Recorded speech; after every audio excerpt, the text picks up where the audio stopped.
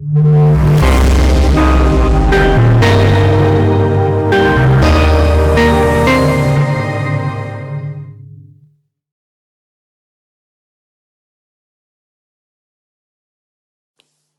is a presentation in which I say it's time for an African narrative. We need to build our identity as a people, to prepare our young people to raise for the future. You can fight only for what you love. Love what you respect, respect what you know. Those are the words of Adolf Hitler in Mein Kampf, a book that he used to raise German nationalism just before the Second World War. White people love themselves and respect white supremacy because they know about their supremacy. It's in their history, their present, their make-believe, and their vision for the future. All as portrayed by the total spectrum of domination of information that they've created to mold their reality. They project their aspirations, correct their real-life mistakes in movies, ads, documentaries, radio programs, education, books, poetry, laws, systems, and institutions, in which, in turn, they then manifest their realities. Through their control of media, storytelling, values that we use, the culture that we live by, they control the world narrative and reality. Sadly, every time that we use their narrative, they stamp their culture and values top of our minds, in turn programming our cognitive mapping. Each time our cognitive map is molded, the opportunity cost is our perception of ourselves is diminished. The challenge for us in this manipulation is that it was designed to make us less competitive for their domination. Because the world is a competition for resources and we keep playing according to their rules. Perception therefore becomes a psychological tool or weapon that is used in the race of life. We say in brand management, perception is reality. It's an indictment on us as Africans that a fictitious world of Wakanda had to be created by Hollywood to give us some form of inspiration as Africans. Because you will note that within that very same fictitious Wakanda, there was a real America. And the CIA savior comes from a real American institution. This is all part of the system of brand creation and the attenuation of the African identity. The reason that happened is because we, as the older generations of Africans, have not understood the importance of building and packaging an image of Africa's greatness for our children to inspire them.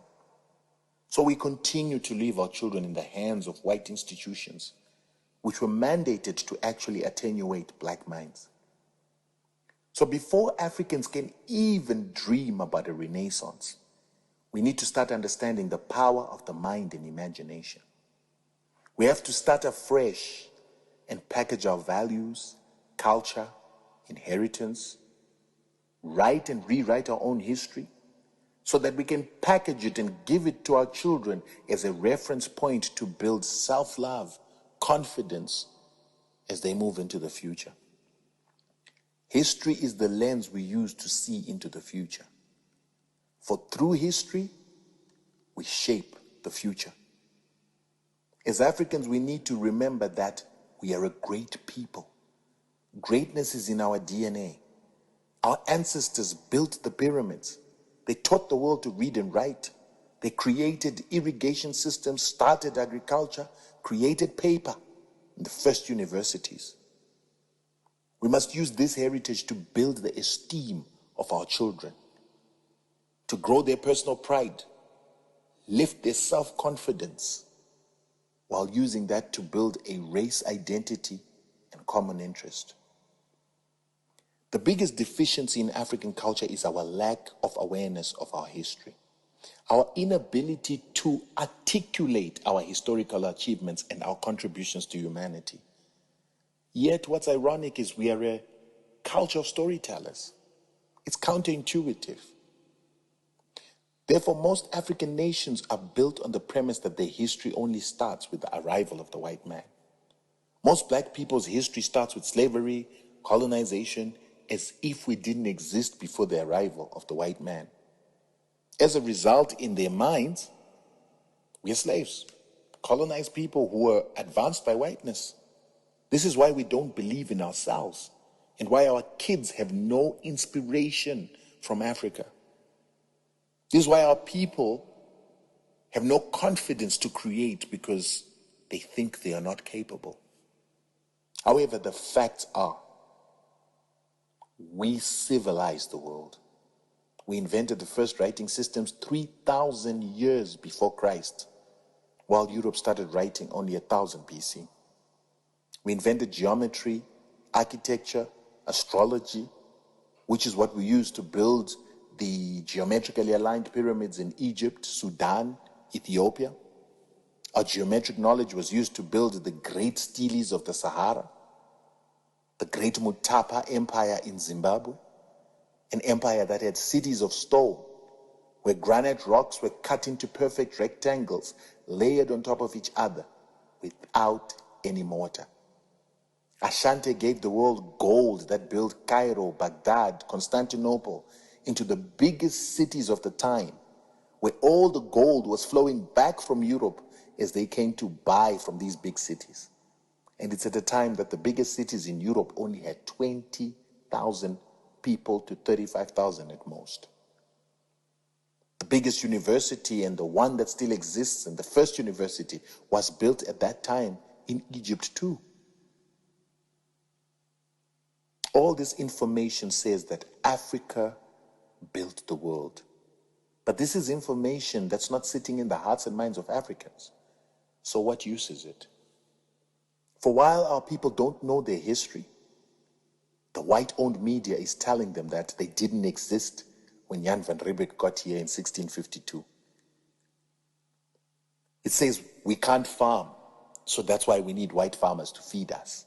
We are corrupt, hence we need supervision from white people. And we can't own commercial banks or run businesses. But all in the while, the richest man on the continent is a black man called Dangote in Nigeria, worth $15 billion. He's got more money than even white monopoly capital in South Africa. He's following in the footsteps of Jaja of Opobo and the palm oil families of old. And he made his billions despite Nigeria enduring a century of colonization. He banks his money in blackout banks, operates in a country where MTN South Africa makes its greatest profits, and the country is governed by black politicians. It's time we controlled the narrative in the minds of our people. Yes, we don't own much media, but we have a big advantage. Access to the most effective instant communication platforms that reach our people instantly and intimately. As people who come from a culture of storytelling, it comes without saying that we must speak to the souls of our people through rich content stories, using visual, text, audio, and graphic.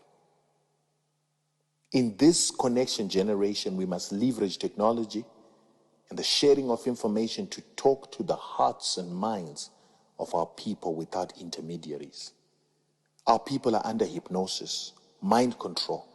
It's our responsibility to reverse this possession and mental occupation through smart counsel, interesting communication.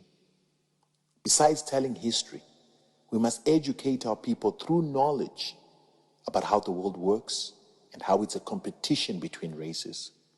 We need to simplify complex concepts and package them simply for our people to understand. Things like how slavery and colonization were the worst forms of corruption and crimes against humanity must be a given.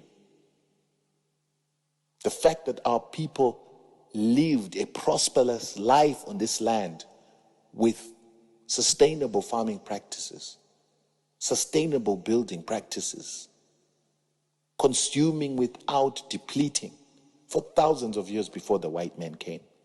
Which is why the white man had to come from a filthy, disease-ridden Europe to come to a continent with clean water.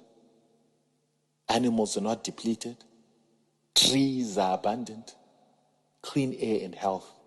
And only on the arrival of the white man do we start to see the depletion and the filthing of our environment. We need to teach our people how the Constitution has legalized European pillage by using European laws, systems, conventions, values, and cultures, while ignoring our customs, values, and laws. And yet the laws that are supposed to prevail in our continent and our countries is supposed to be the law of the majority. But what is most important about this endeavor is that we must remember that we're competing with the biggest companies that have huge budgets, skills, and resources, like NASPA's huge 1 trillion rand largesse. But to dominate the share of mind, we must beat them at their own game. We must be more creative, informative, have captivating content that reaches people in the palm of their hand and evokes their emotions before they get contaminated by mainstream media.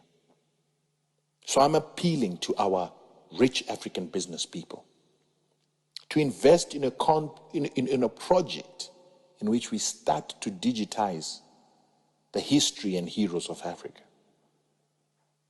It is sad that the history of the Khoisan exists in books that were written by white men.